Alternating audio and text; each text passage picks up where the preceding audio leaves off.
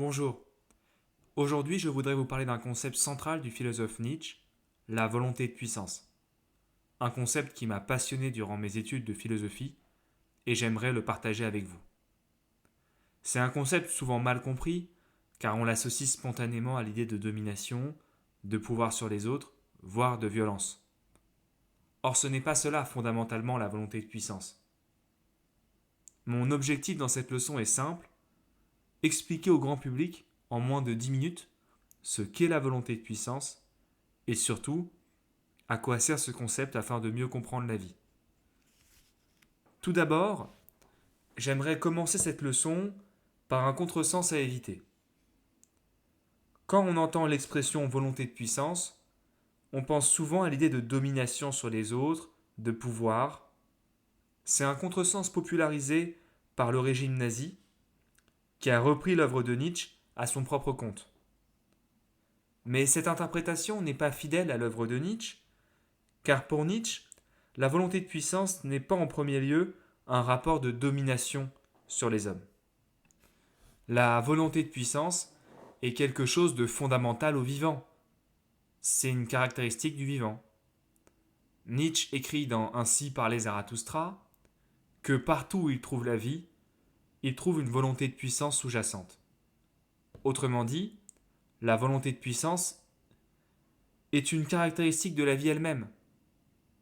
La vie, selon Nietzsche, n'est pas neutre. Elle cherche toujours à s'affirmer, à s'intensifier, à se dépasser, à s'accroître. La vie est volonté de puissance. Venons-en à l'idée centrale de cette leçon. Qu'est-ce que la volonté de puissance ?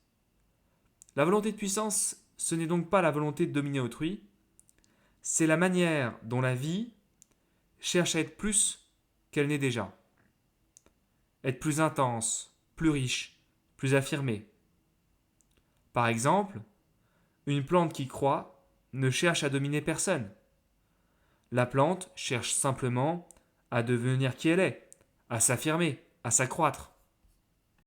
C'est le cas pour tout être vivant. Tout être vivant cherche naturellement à affirmer sa puissance.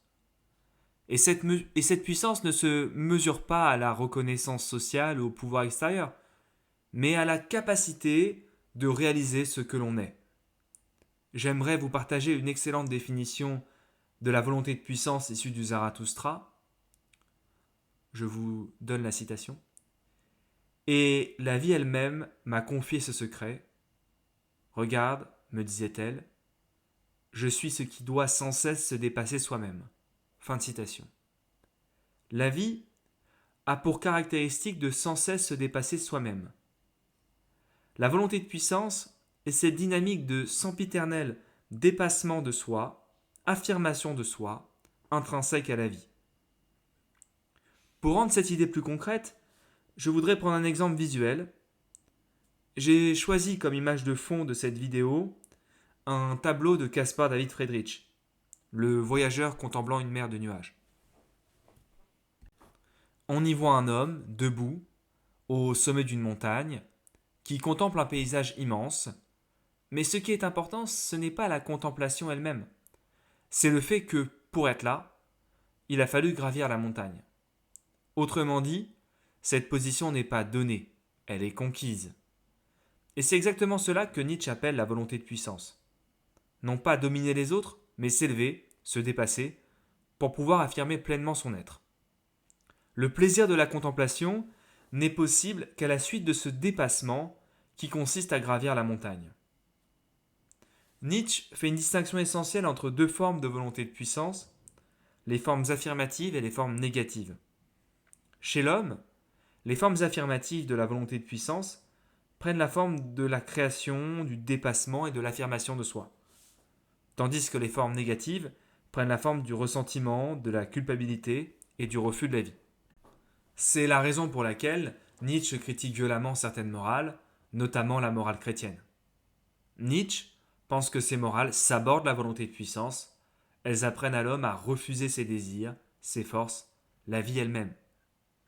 Ces morales transforment la volonté de puissance en quelque chose de négatif. Elles retournent la volonté de puissance contre elle-même, alors que le but de la vie est d'affirmer sa volonté de puissance. La morale chrétienne enseigne par exemple un sentiment de culpabilité qui refoule la volonté de puissance. Une vie qui se culpabilise est une vie qui ne s'affirme plus. À quoi sert ce concept de volonté de puissance ? D'abord, il sert à comprendre ce qu'est la vie, une dynamique d'affirmation, pas un simple état.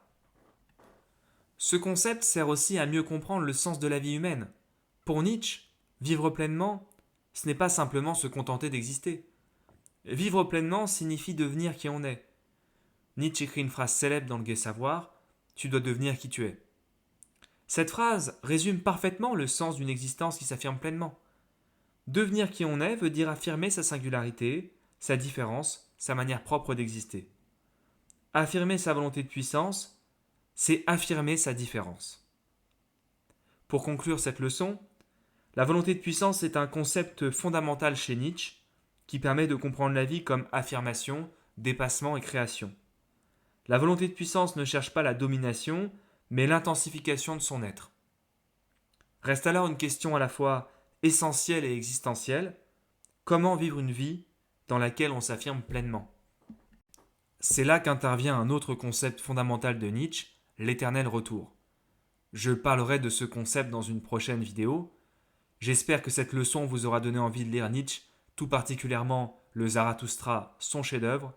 Je vous remercie pour votre écoute.